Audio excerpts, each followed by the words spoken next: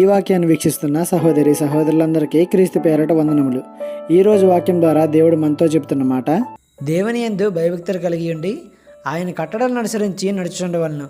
మానవ కోటికి ఇదియే విధి. ప్రసంగి గ్రంథము 12వ అధ్యాయము 13వ వచనము.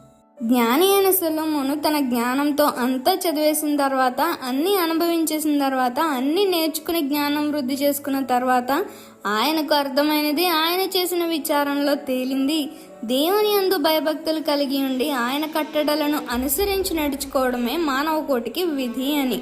అంటే దేవుణ్ణి విశ్వసిస్తున్న వారేమి, విశ్వసించని వారేమి, ఆస్తికుడేమి, నాస్తికుడేమి, అన్యుడేమి, అందరికీ ఒకటే రూల్. దేవుని యందు భయభక్తులు కలిగి ఆయన ఆజ్ఞలను అనుసరించి నడుచుకోవాలి.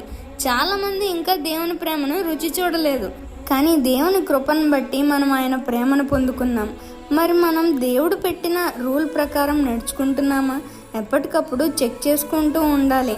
ఈ చిన్న సువార్త పరిచర్యలో మీ సహోదరులు. God bless you. ఆమేన్.